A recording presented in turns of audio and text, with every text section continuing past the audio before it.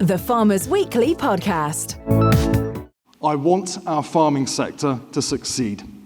I want our farming sector to be sustainable, both financially and environmentally.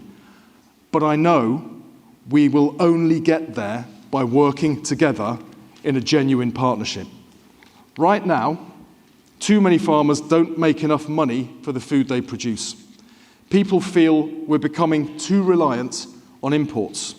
Climate change and external shocks will keep challenging the sector. We're offering a new deal for farmers to help address this together. That's Defra Secretary Steve Reid at this week's Oxford Farming Conference, pledging a new deal for farmers.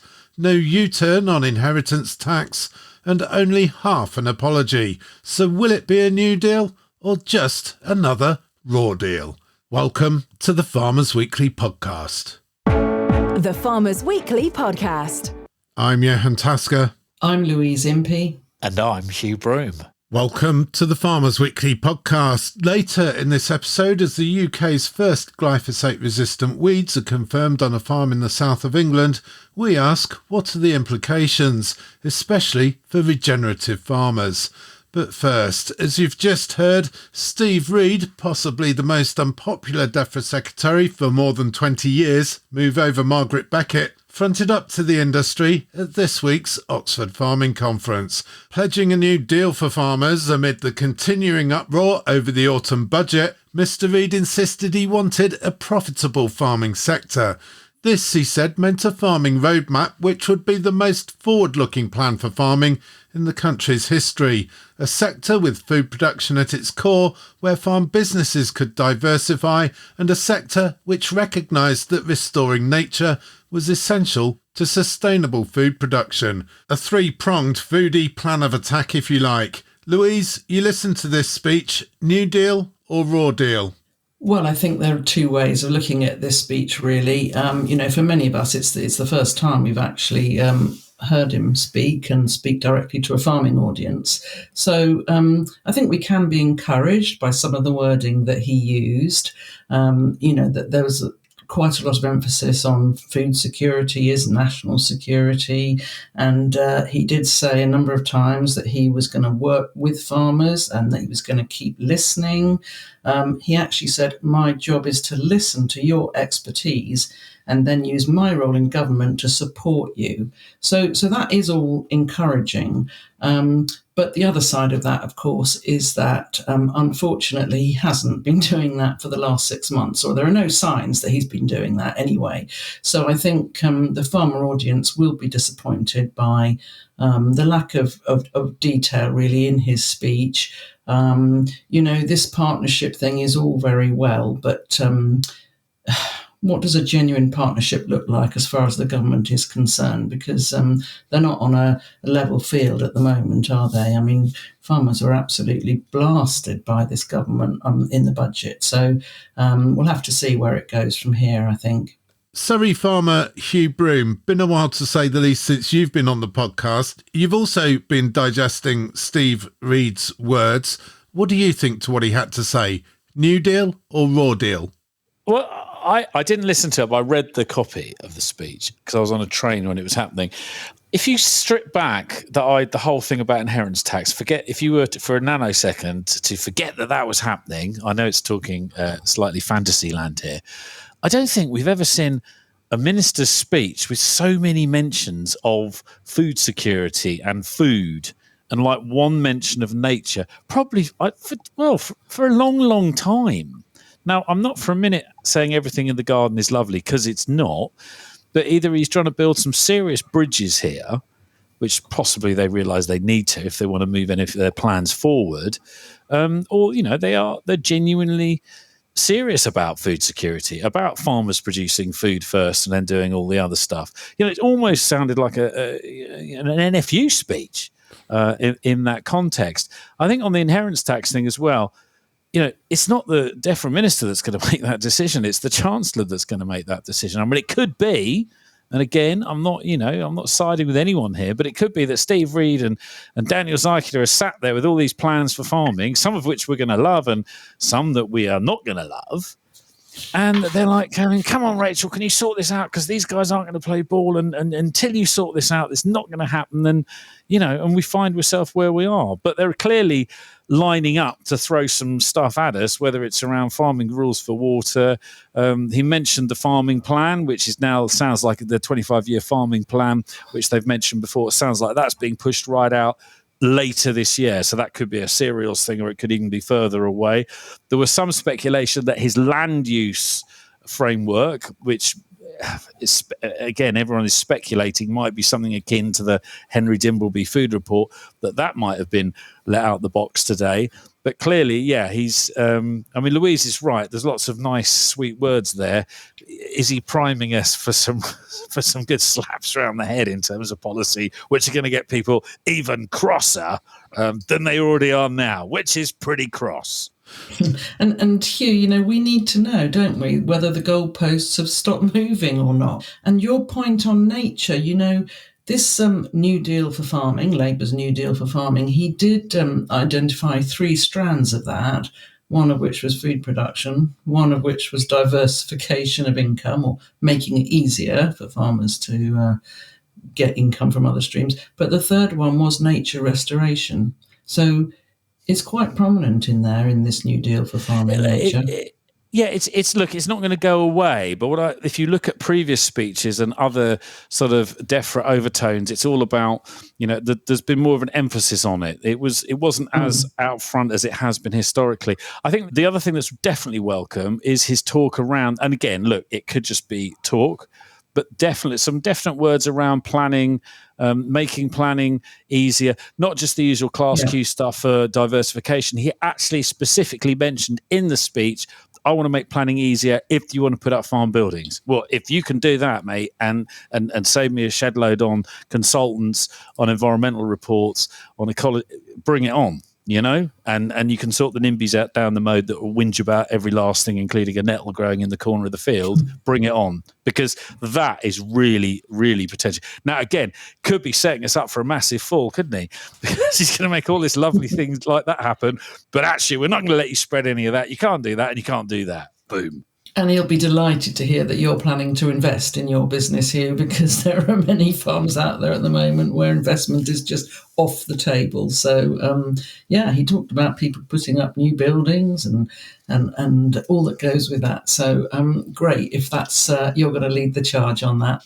A lot of what he talked about, though, was plans. And I thought that there was some sort of mixed messaging in there. I mean, he was saying if we are serious that food security is national security, farming must be recognised as a serious business that needs to turn a decent profit in one breath. And then in the next breath, he's suggesting farmers should diversify if they can't make a profit. So I thought that was rather mixed messages. James Rebanks, the author and Cumbrian farmer, has already been on social media saying that asking farmers to diversify to subsidise food production is tone deaf. Most farmers have already done that, did that years ago. And it's also, he says, an admission that you've allowed a broken system to emerge, and an admission that you haven't got the courage or the vision to fix any of the real issues. There are other people who've sort of said similar. David Passmore says on Twitter or X, do other industries, when having a tough time, get advised by the government to diversify to survive?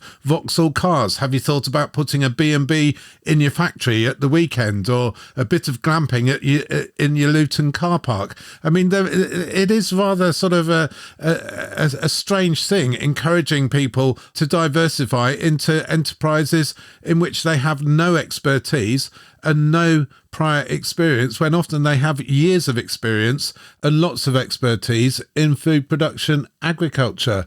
The other thing is, there wasn't very much, if any, new money on this, certainly not confirmed new money. This was more about plans, proposals and strategies. There was one announcement, though, that did stick out in my mind, and this was the confirmation that the long-awaited Adopt Fund will launch this spring. Now, this is part of the Farming Innovation Programme by the previous government, this idea of accelerating development of practices and and technologies, hence the acronym ADOPT. This is about promising businesses the opportunity to apply for money to undertake tests and trials of new technologies and techniques on their farms to boost things like food production. Now, that is confirmed as going ahead, but the government has not confirmed whether it will commit the previously promised £44 million by the last government.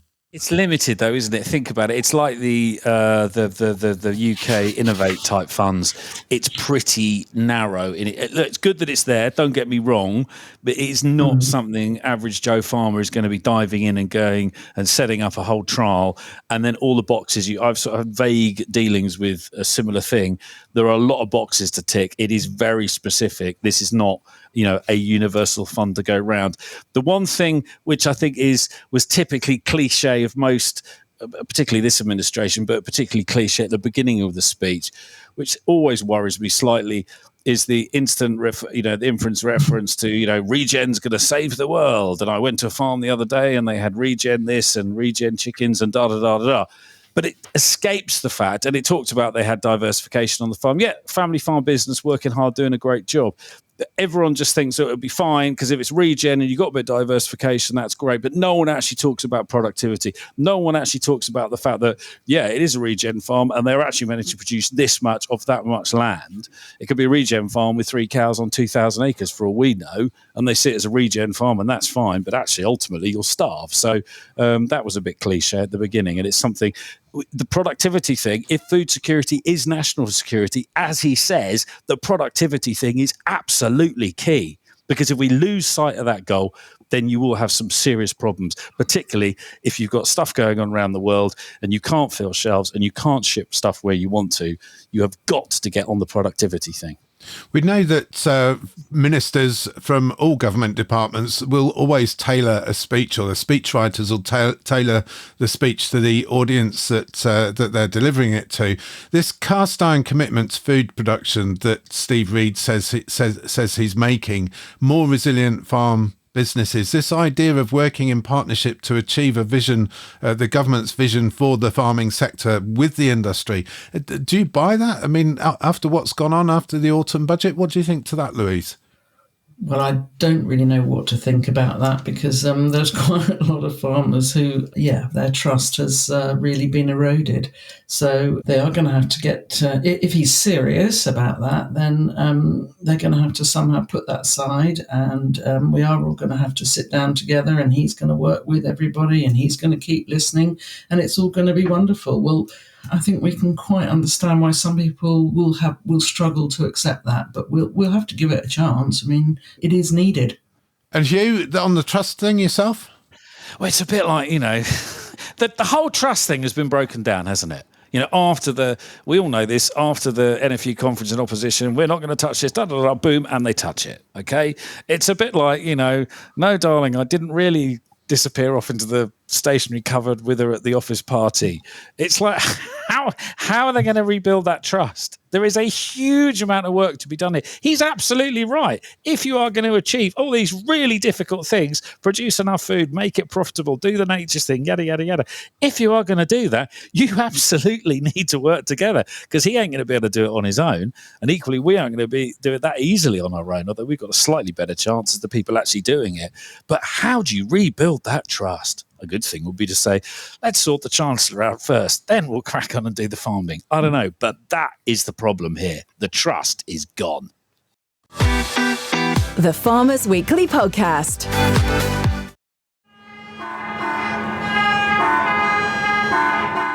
There's been talk of tractors blocking motorways and going to supermarkets and stopping deliveries and stuff like that. So we've got a lot of support from our consumers, absolutely, and we don't want to do those sort of protests, but quite frankly, what's the alternative? Farmers protesting and making their feelings known outside the Oxford Farming Conference, while Steve Reed was delivering his speech inside. The battle to overturn the government's decision to impose inheritance tax on farmers isn't going to go away anytime soon, with more protests planned for later this month. But what form should those protests take, And how do you do something that grabs the news headlines without disrupting or inconveniencing the non-farming public and keeping them on side? Now, as you heard there were dozens of farmers outside the Oxford Farming Conference honking their horns and making their feelings known on the streets of Oxford itself. And yes, that noise could be heard loud and clear inside the conference hall while Steve Reed was speaking, and they did turn up the microphones and sound system so that he could be heard. And fair to say, he was rattled by it, but he kept going. Hugh, Louise, well, we'll start with you, Hugh. Where do these protests go? You heard Julie there in the audio talking about the possibility of blockading roads, disrupting supermarket deliveries. It's a real tightrope, isn't it? Trying to get the message across, grab the news headlines while keeping the public on side, not disrupting consumers. Direct action, French-style protests, understandable, but a step too far, despite the frustration when trying to put pressure on a government that doesn't appear to want to listen? It's really hard. Look, I get why people are so frustrated. I get a lot of people are really disheartened. I get why people are suddenly their vision of the future was utterly ripped apart at the end of October last year. But I think this isn't going to happen in a these guys have got a huge majority. They are not going anywhere. They might have a change of personnel, and perhaps if they did have a change of personnel, it would be give them a bit more of an off ramp to have a policy change, in the coming months, years. But they're not going to go anywhere very fast. So don't be deluded that a whole load of concerted action and suddenly it's going to change their mind and they're going to wake up and say, oh, that's different. We just have to keep the public on side, which is absolutely 100%. And I actually think on the whole, and I don't say this as some naive tweed-clad country squire type, when you talk to people in the pub, when you talk to people, our local Young Farmers Club last night, we're the only farmers that go there, and there's about 40 kids and I take 3 of them. This is in Surrey. They're all suburban parents. They're really cross about it, and the support is absolutely there. So we have to treat that support with massive amount of kid glovery and absolutely take the public with us. And if, people are out doing things, engaging with the public, explaining the situation, telling them where the food comes, telling them how proud we are to produce it, et cetera, et cetera. But dabble with that support at your peril. Louise, farmer frustration, understandable, but where do you think it goes from here? I mean, you and I both attended the London protest on the 19th of November, followed by the protest on the 11th of December. Things are ramping up. There is this talk of more protests. Where do you think it will go? Well, I'm not sure entirely which direction it's going to go in, but I do know that it isn't going to go away. That's become very, very clear. We've said before and discussed it at length, really, how strong feelings are on this. So it isn't going to go away. It does seem to me that the younger farmers are feeling particularly aggrieved, and not that surprising, of course, and that they are up perhaps for more action than some of the older farmers are. We've got to look at what's happened recently. I mean, it's always been said, hasn't it, that strikes just don't work anymore. So nothing ever happens if people go on strike or take some sort of action like that. But if that's the case, why did the train drivers and actually the junior doctors succeed in their campaigns? Because they did go on strike, didn't they? And they did cause massive public disruption. So I'm not sure what message that sends out to the farming community and what people are going to make of that. But I absolutely agree with you, Hugh, that the public support is still very much there. And you can speak to a number of people during my working week who aren't involved in farming, and they are all behind farmers, and they all want this situation to be resolved in the right way. So we know there are a few more days planned, aren't there, with various different things going on, and we'll just have to see how they go down with the wider public, I suppose.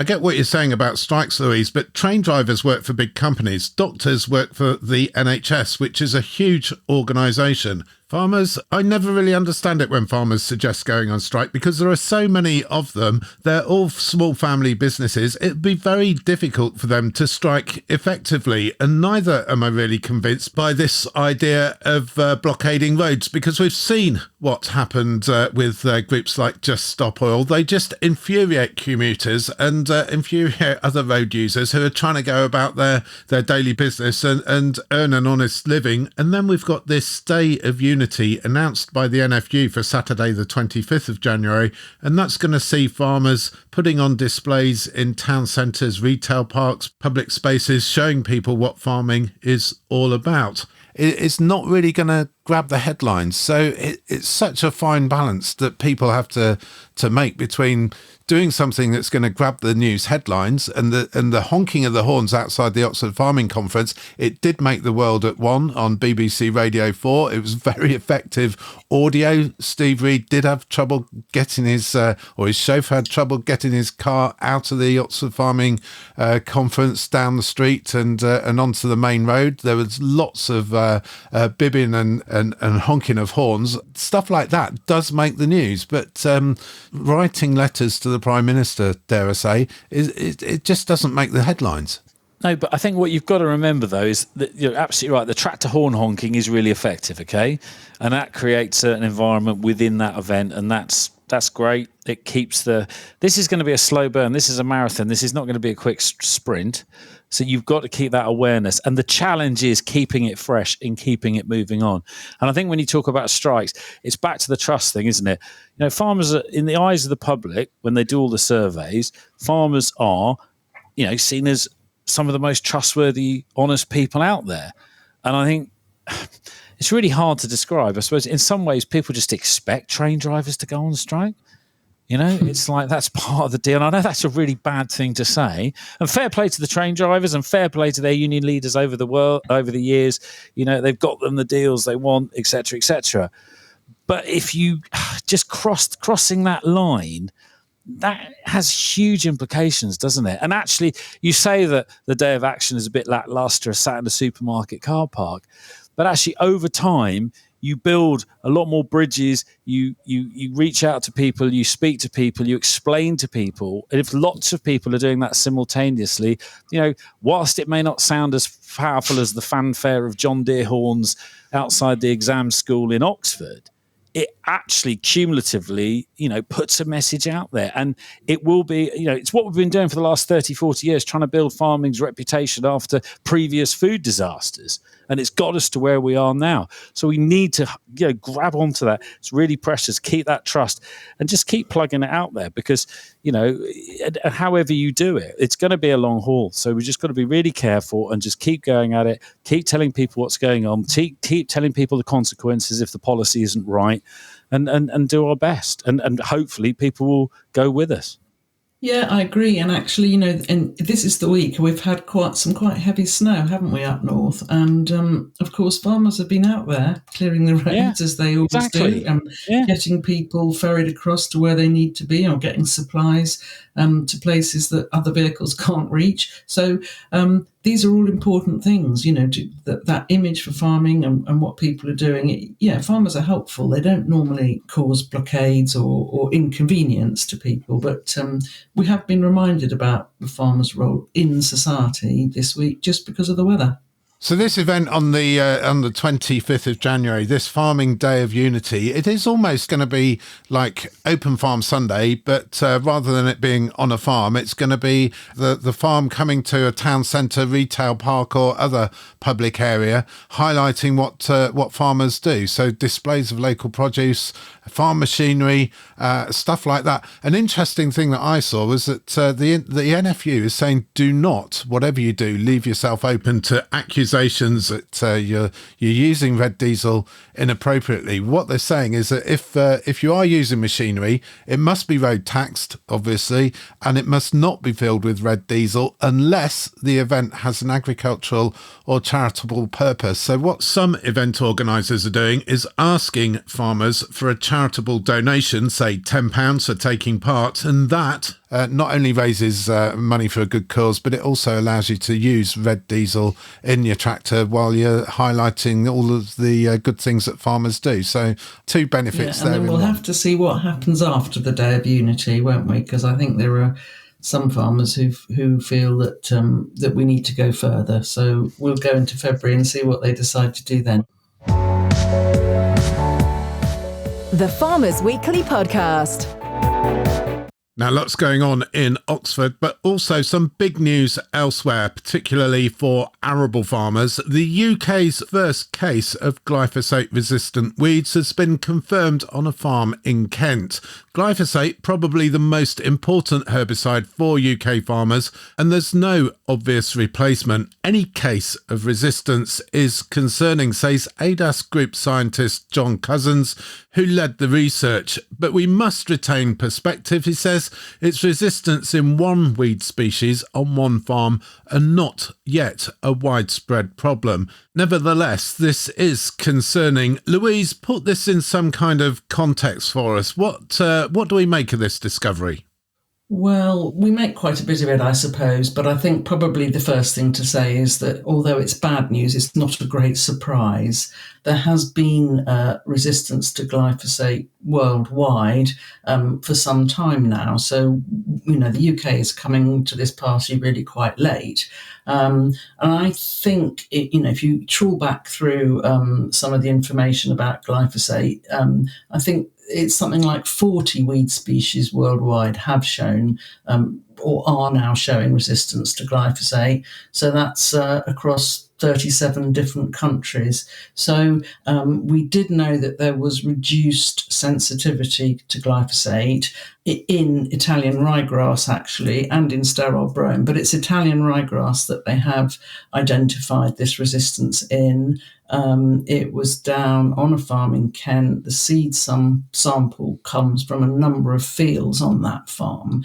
So from that, we can probably imagine that it is a bit wider than just one farm. And I mean, people have had their suspicions. In Essex, I know they've had huge problems with controlling ryegrass, Italian ryegrass in cereal crops. So people have had their suspicions about it for a while.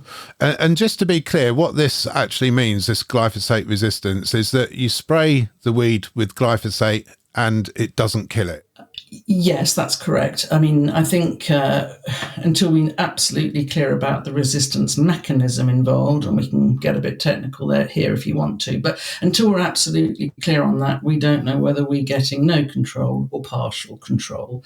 So I don't think it's a case that glyphosate is completely lost.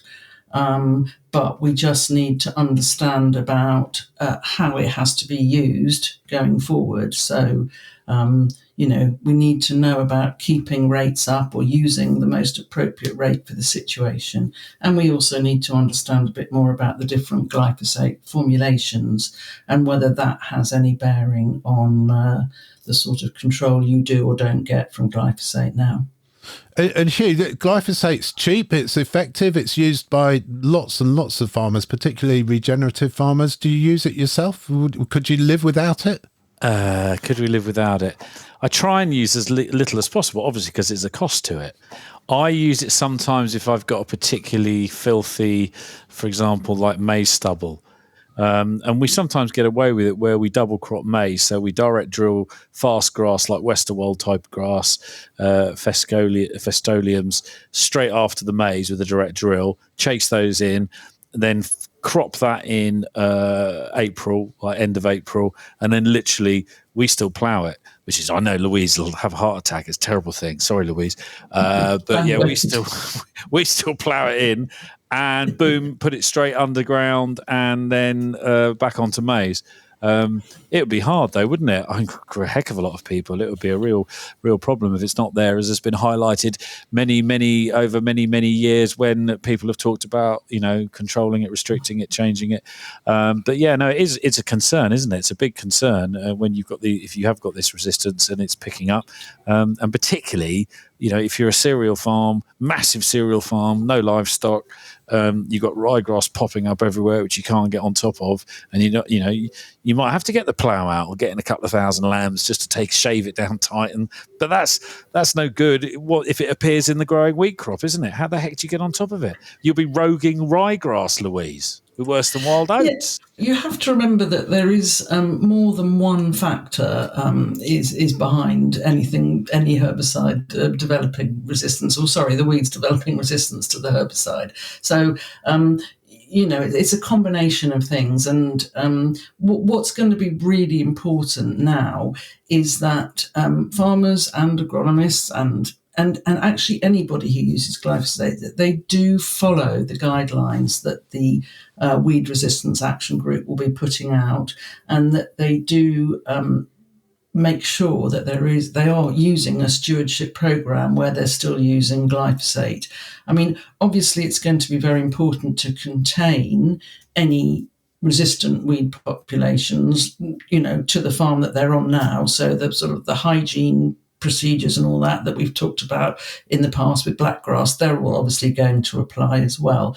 But we have got a very good surveillance program for herbicide resistance in this country. We do need to listen to the experts. We do need to understand what they are telling the community, how to use this product from now on. And don't forget, it goes far wider than farming. Glyphosate, it's used in forestry, it's used in amenity situations, it's used on the railways quite widely. We are only talking at this stage, of course, about one weed species at the moment. Let's hope it stays like that. The other things I think which we need to understand is that what lessons can we learn from these countries that have had resistance to glyphosate for quite some time? They must have got some programs and ways of using it that we can learn from. Of course, the flip side of that is a lot of these countries have still got alternative products like paraquat, for example, that we don't have here anymore. So we haven't got some of the easier options that other countries have got. So it's going to be really important that where glyphosate is continuing to be used, it's being used in the right way and at the right rate for the situation. And that's not to suggest that in this case it's been used in the wrong way or at the wrong rates. I mean, it's clear that we will have to be firmer with rates, timings, application conditions, etc. And farmers have already been making big efforts to reduce and minimise glyphosate where possible. But there's not a suggestion here, is there, that the person or the farm involved has been using it incorrectly? Am I right? Oh, yeah, no, you're right there. I mean, obviously, in other parts of the world, Canada were using it hugely in canola oilseed rape, the Roundup Ready rape, where they were just spraying it several times, weren't they, with glyphosate during the growth cycle of the rape plants, and that caused huge problems. But we've never done anything like that. You might get used once a year if you're lucky, mightn't it? Yeah, I mean, as I said, glyphosate-resistant crops that they've obviously had a big impact. So places like Canada, America, that's caused part of the problem, if you like, and repeated low-dose applications of any herbicide or fungicide are not good news when you're trying to manage a resistance threat. So, I don't think it has been used particularly badly here. In fact, I think people have been quite conscious of the fact that they want to keep this chemistry. So it's going to be a watch this space, and it's going to be making sure that, as I say, you're in tune with what the Weed Resistance Action Group are telling you to do, and that everybody is following that advice. And for regen farmers, Louise, I mean, Hugh's already sort of alluded to people having to drag the plough out of the nettles or graze really tightly with get a lot more sheep. That's exactly what you need. Exactly. But the regen, in all seriousness, the regen agricultural movement is quite reliant on glyphosate because it means you don't have to disturb the soil so much. That's right. I mean, that is one of their sort of principles, isn't it? To limit soil disturbance as much as possible. I mean, glyphosate's always been, if you like, the Achilles heel of some of the regen farms that are out there. So going back to cultivations will be quite depressing, actually, for some of those people who've made really good progress with soil health. But they're also quite an innovative bunch, and they've been working quite hard on reducing their use of glyphosate and using other techniques and using integrated techniques, which is really going to be quite important as well. What I think is going to be quite interesting is to see how these supply chains react to this news, because we're having all these companies now saying that they want all the products that they buy from farms to be produced regeneratively. So it'll be interesting to see what they make of this development and whether they have any solutions, if you like. I mean, you said about, resisting moving the soil. I mean, some of the supply chains, I'm thinking, for example, of the wild farm supply chain, they allow some ploughing, don't they? Or some movement of soil within that protocol, and they're trying to be very ethical about it. Do you think perhaps we need to get even more attention to detail, like some soil disturbance to chit? And this is obviously talking pre-drilling.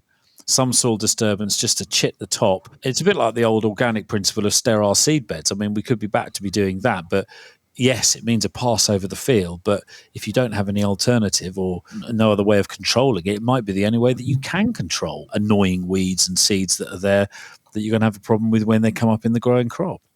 Oh, yeah, and I think the last couple of growing seasons have shown us that you really can't be too purist about these things. We've seen that you do need to use to do some cultivating, and you do need to do some spraying, no matter how much you're trying to avoid those things. So there will be some, real realism put into this. And as I said, we have not lost glyphosate. That we must make that point really quite strongly. We have not lost it. This is an unwelcome development, but as I said, not an unexpected change, but we just need to work out where we go from here. The Farmers Weekly Podcast. Now, before we go, a word about the weather. We've talked about it once during this episode of the Farmers Weekly Podcast, but we thought it deserved more than a passing mention, especially given the snow and floods across much of the country. Hugh, cold in some areas, extremely warm in others, or at least mild for the time of year. Talk about changeable. Changeable, I think it's an understatement, and I think if you live north of Leeds, it still is horrendous. They've had more snow. That whole Pennine block, I mean, some of the pictures on social media, there's been people stuck in Tan Hill pub, highest pub in England, North Yorkshire. They've been stuck there since Sunday night.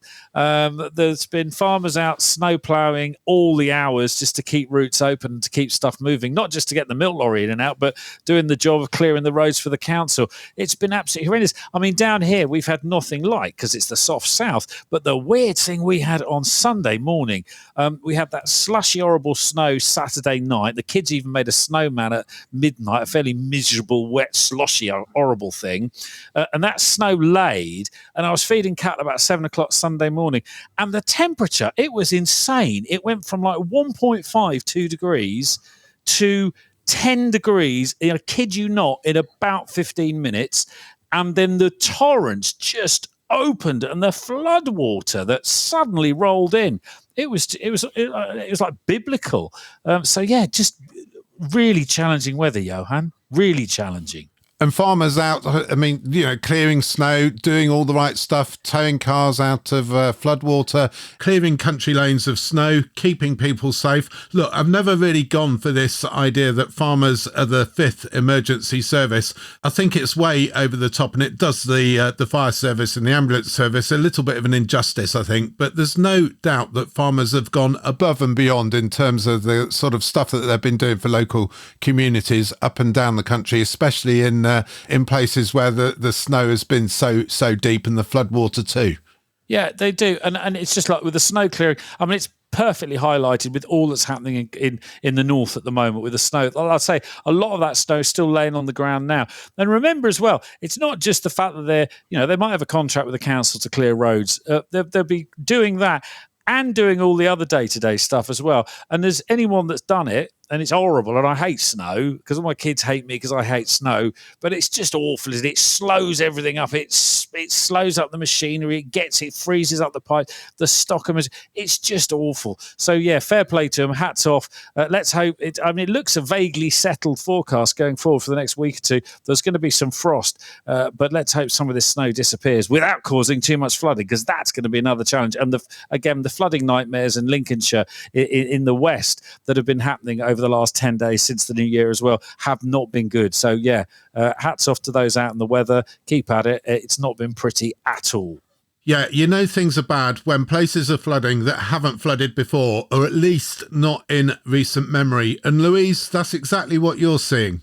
Yeah, there's quite a few farms that I've been made aware of that are flooding, and they don't normally flood, or they don't normally have that sort of amount of standing water all over them anyway at this time of year. So it's been pretty unpleasant for them, and it's a shame because, of course, everybody did manage to get drilled up this year. So we need to make sure that that water gets away quite quickly. Otherwise, it's just very, very cold here. I mean, I live on top of a hill, so I don't have to worry too much about flooding, but it is very cold, -4, I think it was when I got up this morning. And doesn't seem to get much warmer as the day goes on at the moment. And I think that's due to stay, isn't it, through until after the weekend, and then we'll see where we go from there. Fields under snow, fields underwater. Good luck to everyone battling the elements this week. That's it for this episode of the Farmers Weekly podcast. Do subscribe to us wherever you get your podcasts. And if you really like what you hear, do please leave us a 5-star review. You can email us podcast@fwi.co.uk. Do send us an email. You can also, if you're in the UK, message us by texting the word farm followed by your message to 88440. Until next week, though, when we'll be at the Lammer event looking at all that's shiny and new in the world of farm machinery, I'm Johann Tasker. I'm Louise Impey. And I'm Hugh Broom. Thank you for listening.